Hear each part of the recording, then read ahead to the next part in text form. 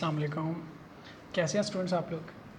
अच्छा जी, आज हम जो क्वेश्चन कर रहे हैं ये आया हुआ जी स्प्रिंग 2018 में 12 नंबर के लिए सवाल आया। रिक्वायरमेंट देखिएगा, पहले रिक्वायरमेंट में कहता है prepare journal entry to record disposal of the old plant. दूसरी रिक्वायरमेंट में कहता है determine written down value of fixed asset as at 31 December 2017। तो दो रिक्वायरमेंट्स है उसकी। सबसे पहले ए रिक्वायरमेंट लिख लेते हैं जी। ए रिक्वायरमेंट में उसने मुझे कहा है जो ओल्ड एसेट डिस्पोज ऑफ हुआ उसकी एंट्री करते हैं। तो हमें डिस्पोजल की एंट्री पता है, अगर एक्सचेंज नहीं है तो क्या एंट्री है, डिस्पोजल है तो क्या एंट्री है। ए रिक्वायरमेंट क्या है, जर्नल एंट्री उसने पूछी है हमसे, अकाउंटिंग पूछ रहा है। बी रिक्वायरमेंट देखिएगा उसमें क्या कहता है हमें। बी रिक्वायरमेंट में कहता है जी written down value of fix assets, WDV पूछी गई है जी, जिसको नेट बुक वैल्यू कहते हैं ऑफ फिक्स एसेट्स। ये दो रिक्वायरमेंट्स हैं उसके, ठीक है जी। अब क्वेश्चन पे आइएगा, देखिए जी कहता है following information pertain to Rose Enterprise for the year 31 December 2017। कहता है acquisition of land and construction of factory building, खरीदी ज़मीन खरीदी और उसके ऊपर फैक्ट्री के लिए बिल्डिंग बनाई। कहता है cost of free hold land purchase with old building structure. कहता है जो आपने लैंड खरीदी ओल्ड स्ट्रक्चर के साथ, यानी पुरानी बिल्डिंग खरीदी, वो कितने की खरीदी है जी, 25,000 रुपये की। तो दो हेड बना लेते हैं यहाँ पे जी, लैंड, दूसरा बना लें जी बिल्डिंग। सर आपने ये लैंड और बिल्डिंग अलग से क्यों बनाया, क्योंकि लैंड की डेप्रिसिएशन नहीं होती, उसकी सिर्फ जो कॉस्ट है वही उसकी नेट बुक वैल्यू हो जाएगी, ठीक है। बिल्डिंग की जो वैल्यू है, कॉस्ट है, उसमें से डेप्रिसिएशन हमने माइनस करनी है तो हमारे पास नेट बुक वैल्यू आएगी। कहता है cost of free hold land, cost of land 25,000 बताई गई है जी कॉस्ट, लेकिन ये किसके साथ है, ओल्ड स्ट्रक्चर के साथ है। इसकी कीमत है 25,000, तो मैं लिख देता हूँ 25,000, ठीक है जी। नेक्स्ट देखिएगा, कहता है cost of demolition of the old building structure, पुरानी जो बिल्डिंग का स्ट्रक्चर है उसको डिमोलिश किया, उसको गिराया, उसके ऊपर जो खर्चा आया, डिमोलिश का एक्सपेंस, डिमोलिश कितना एक्सपेंस है जी, इट्स 1500, तो वो भी कॉस्ट में ऐड कर दें।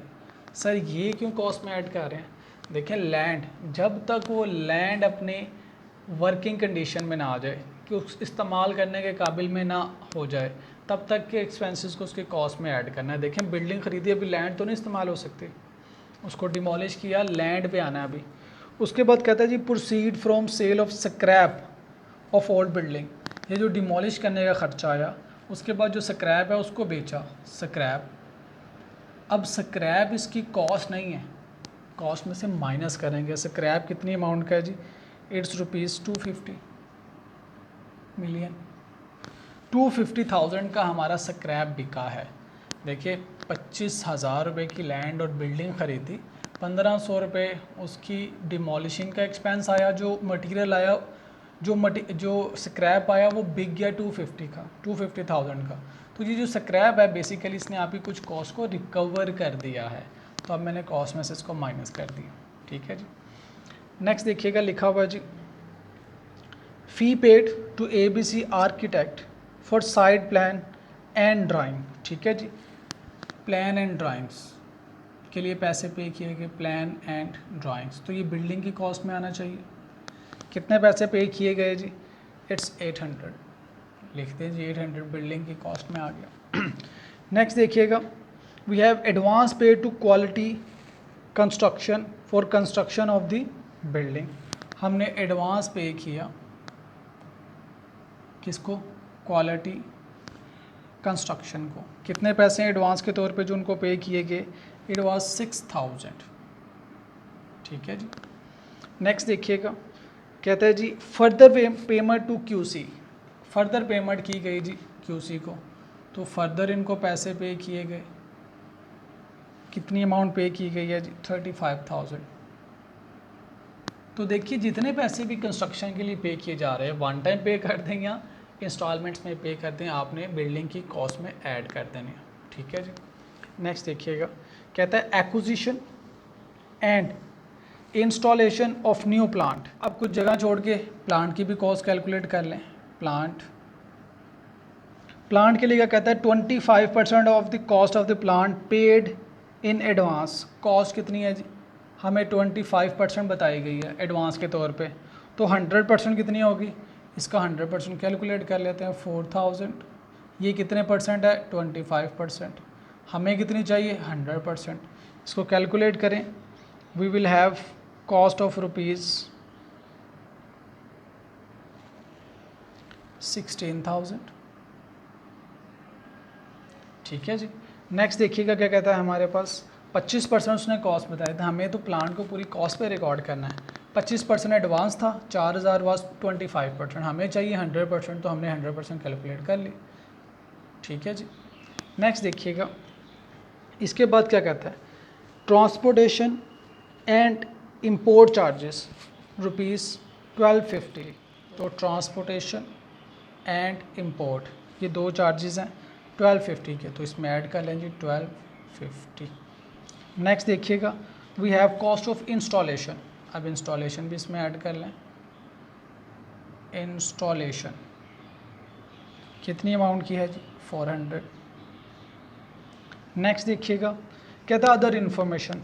Number 1, cost of free hold land include property tax for year 2017 and 18 and transfer fee और ₹850,000। कहता है ये जो 25,000 है इसमें प्रॉपर्टी टैक्स भी शामिल है और ट्रांसफ़र की फ़ीस भी शामिल है। तो जो ट्रांसफ़र की फ़ीस है वो तो बिल्कुल ठीक है, जो प्रॉपर्टी टैक्स है वो इसमें शामिल नहीं होना चाहिए। Property tax that is advance tax. Advance tax हमने पढ़ा हुआ है, कॉस्ट का हिस्सा नहीं बनता। तो property tax is advance tax, it's an asset, current asset है। कितनी अमाउंट का एडवांस टैक्स है जी, 120 का, वो इसमें से माइनस कर दें। इस 25,000 में से 120 माइनस कर दिया जो कि एडवांस टैक्स था। ठीक है, बाकी ट्रांसफ़र फीस भी इसमें शामिल है, तो ठीक है वो लिखे रहने तो उसको कुछ नहीं करना। नेक्स्ट देखिएगा, कहता है factory building was available for use from 1 July 2017। ठीक है जी, फैक्ट्री बिल्डिंग 1 जुलाई 2017 को इस्तेमाल के काबिल हुई, तो यहाँ से हम डेप्रिसिएशन स्टार्ट करेंगे। The final invoice of ₹19 million is still unpaid. तो अनपेड अमाउंट भी उसकी कॉस्ट में आनी चाहिए। अनपेड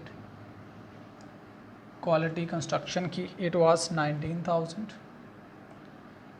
तो देखिएगा यहाँ पे आपको जानने की कोशिश की गई कि ये जो टोटल कॉस्ट है कंस्ट्रक्शन की, कुछ एडवांस में पे कर दिया, कुछ बाद में फर्दर प्रोग्रेस पेमेंट की, और कुछ अभी स्टिल अनपेबल है। तो तीनों टोटल अमाउंट्स को ऐड करेंगे तो बिल्डिंग की कॉस्ट में आएगा।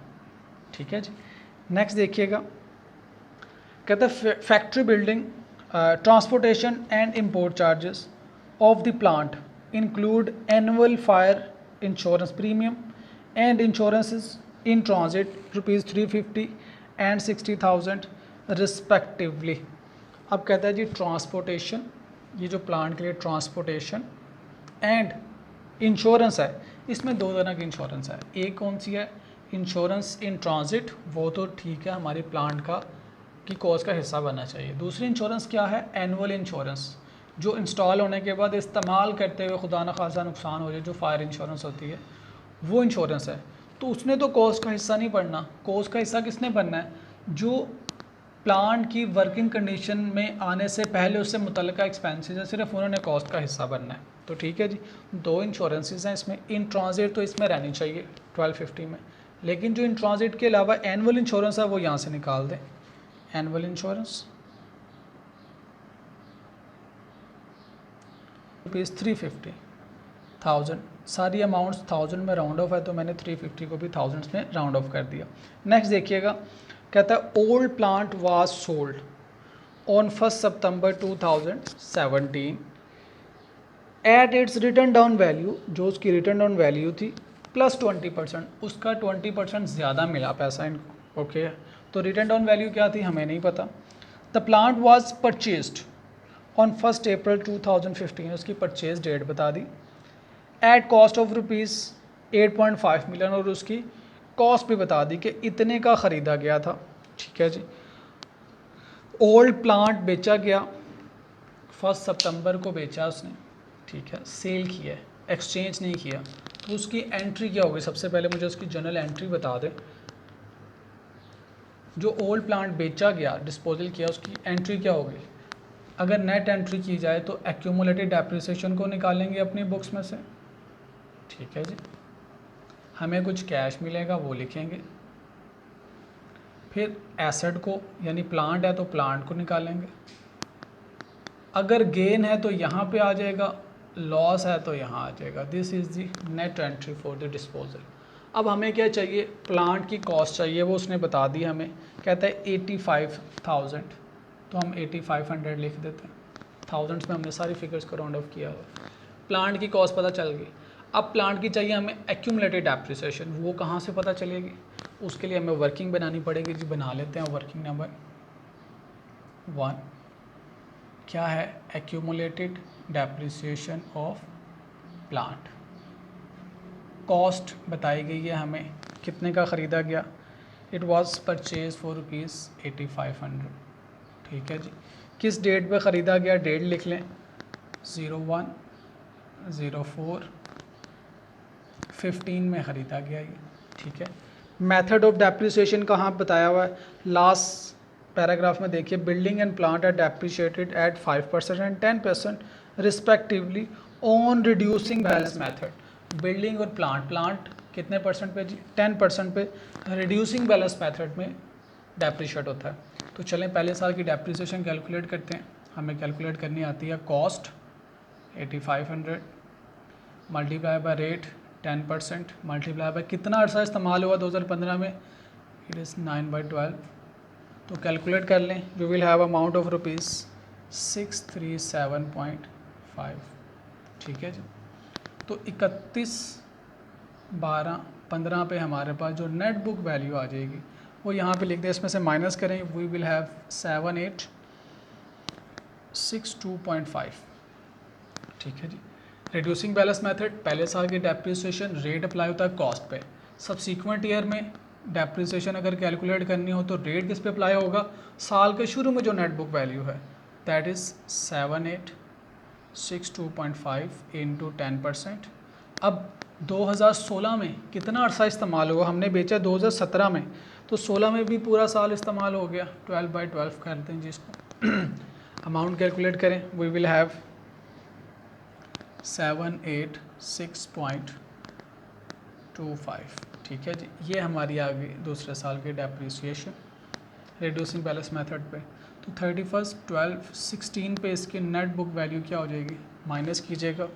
यू विल हैव अमाउंट ₹7076.25, ठीक है जी। अब बेचा कब हमने?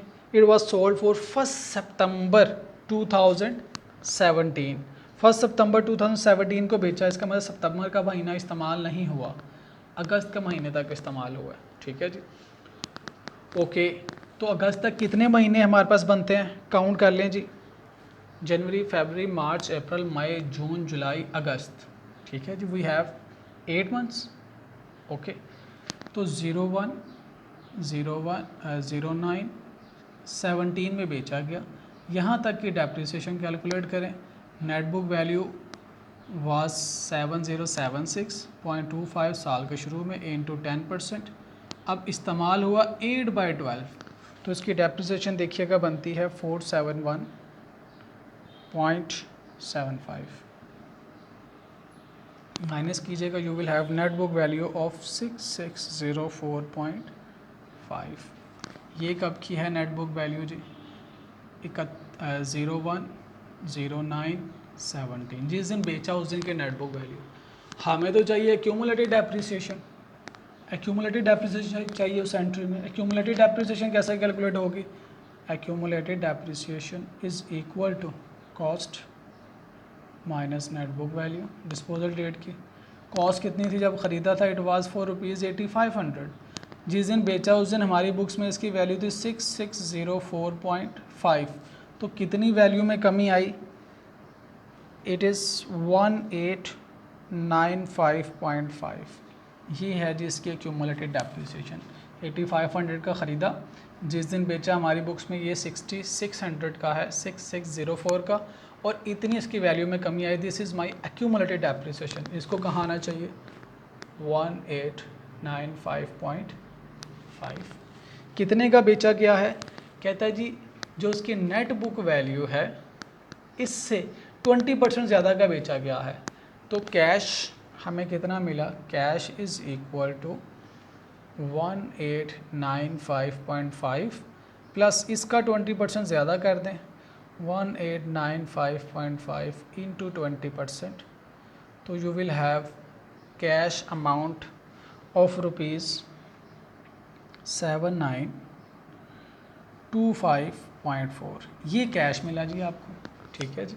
तो ये कैश के सामने आ जाएगा 7925.4। ये कहाँ से आया, वर्किंग नंबर 1। ये कहाँ से आया, वर्किंग नंबर 1। ये गिवन था। अब इन दोनों को बैलेंस कर लें, आपके पास गेन या लॉस आ जाएगा। You will have gain of rupees 1320.9। तो ये आपकी पहली रिक्वायरमेंट थी कि जर्नल एंट्री करते हैं। अब देखिएगा उसने लेजर्स नहीं बनवाए, आपसे सारा आपका कॉन्सेप्ट टेस्ट कर लिया डिस्पोजल का, एक एंट्री करवा दी। आप इसकी जगह सारी एंट्रीज भी कर सकते हैं, कोई इशू नहीं है, 4 एंट्रीज करें या नेट एंट्री कर दें। बेहतर ये है कि जब सिर्फ जर्नल एंट्री पूछे तो आप नेट एंट्री कर दें। दूसरी रिक्वायरमेंट में कहता है WDV बताएं। अब हमारे पास 3 तरह के एसेट है, लैंड है, बिल्डिंग है, प्लांट है। ओके, तो यहाँ पे लिखते हैं कॉस्ट, यहाँ पे लिखते हैं एक्यूमुलेटेड डेप्रिसिएशन। हमें पता है कॉस्ट में से एक्यूमुलेटेड डेप्रिसिएशन माइनस करेंगे तो वी विल हैव WDV और नेट बुक वैल्यू। अब कॉस्ट कितनी है, सबसे पहले लिखें जी हमारे पास एसेट है लैंड, तो ये है जी लैंड। लैंड की कॉस्ट कितनी है, टोटल कर लें इसको टोटल करेंगे तो you will have cost of land 26130। तो लैंड की कॉस्ट के सामने आ जाएगा 26130, ठीक है जी। इसी तरह ये जो प्लांट है इसको भी टोटल कर लें, यू विल हैव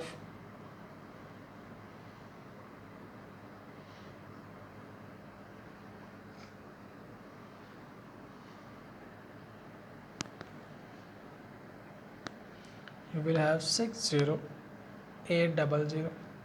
तो प्लांट के सामने प्लांट लिख दें, ये क्या है, बिल्डिंग है जी, तो बिल्डिंग लिख दें, बिल्डिंग 60800, ठीक है। तीसरा एसेट आपके पास है जी प्लांट, तो आपको प्लांट की भी कॉस्ट चाहिए। प्लांट की कॉस्ट इसको टोटल कर लें, इसको टोटल करेंगे तो यू विल हैव 17300, तो यहाँ पे लिख दें 17300, ठीक है जी। अब हमें चाहिए इनकी एक्यूमुलेटेड डेप्रिसिएशन। ये तो एसेट डिस्पोज ऑफ हो गया, लैंड की डेप्रिसिएशन होनी नहीं, एक्यूमुलेटेड डेप्रिसिएशन, इसकी WDV एज इट इज़ आ जाएगी 26130, ठीक है जी। बिल्डिंग की डेप्रिसिएशन होनी है, बिल्डिंग है 60800, तो डेप्रिसिएशन के लिए एक वर्किंग बना लें, डेप्रिसिएशन वर्किंग नंबर 2 कहते हैं उसको। तो WDV मेथड है तो पहले साल कॉस्ट पर डेप्रिसिएशन कैलकुलेट होगी। तो बिल्डिंग की डेप्रिसिएशन कैलकुलेट करना चाहते हैं, depreciation is equal to cost multiply by rate multiply by time factor. Cost कितनी है जी बिल्डिंग की, we have 60800। Rate of building देखिएगा, हमें सवाल में देखें रेट ऑफ बिल्डिंग बताया इट्स 5%। अब ये कितना अर्सा इस्तेमाल हुई, क्वेश्चन में देखिए लिखा हुआ है factory building was available for use from 1 July 2017। जुलाई, अगस्त, सितंबर, अक्टूबर, नवंबर, दिसंबर, we have 6 months in current year. इसको कैलकुलेट कीजिएगा जी, we will have depreciation of ₹1520। ये आ गई जी बिल्डिंग की डेप्रिसिएशन, ठीक है। तो अब पहला साल है तो यही क्यूमुलेटेड डेप्रिसिएशन है, लिखते हैं यहाँ पे 1520, ठीक है जी। इसमें से माइनस करें, वी विल हैव अमाउंट ₹59280, ठीक है जी। नेक्स्ट देखिएगा हमारे पास प्लांट है, प्लांट की भी डेप्रिसिएशन कैलकुलेट कर लें। प्लांट की डेप्रिसिएशन सेम फार्मूला जी, इसकी कॉस्ट कितनी है 17300। प्लांट का रेट बताया गया 10%। कितना अर्सा इस्तेमाल हुआ क्वेश्चन में देखा, स्टार्टेड ऑपरेशन ऑन 1 अगस्त 2017। अगस्त, सितंबर, अक्टूबर, नवंबर एंड दिसंबर, 5 मंथ्स इस्तेमाल हुआ जी प्लांट। तो कैलकुलेट कर लें, you will have depreciation of ₹721। तो लिख दें 721, इसमें से माइनस करें, you will get net book value of ₹16579। ठीक है जी। तो आपने सवाल को समझना है अच्छी तरह से। हमें कॉस्ट कैलकुलेट करनी आती है। उसने इस क्वेश्चन में 3 एसेट्स की कॉस्ट कैलकुलेट करवाई, जिसमें उसने आपके साथ एक ये प्ले किया एडवांस फर्दर अनपेड, एक ये प्ले किया एडवांस टैक्स आपको दिया, फिर यहाँ पे इंश्योरेंस को प्ले किया। तो हमने already cost of asset calculate करना सीखी है, नंबर 1। फिर एक उसने एसेट डिस्पोज ऑफ किया। इसी सवाल में हमें डिस्पोजल की एंट्री आती है। जो एसेट डिस्पोज ऑफ हुआ हमें क्यूमुलेटिव डेप्रिसिएशन कैलकुलेट करना आती है। तो ये सारी वर्किंग्स के मार्क्स हैं। उसके बाद कहता है net book value of assets बता दें। तो हमें सारे एसेट्स की नेट बुक, फॉर्मेट चेंज हो सकता है, कोई इशू नहीं है। हमें नेट बुक वैल्यू का फॉर्मूला बताए, वो क्या है, कॉस्ट माइनस एक्यूमुलेटेड डेप्रिसिएशन। तो ये अच्छा सवाल है जी समझने के लिए। ठीक है, इसको अच्छी तरह से देखिए, समझिए और बी प्रिपेयर कि हम इससे भी कॉम्प्रिहेंसिव क्वेश्चन आए तो उसको हैंडल कर सकते हैं।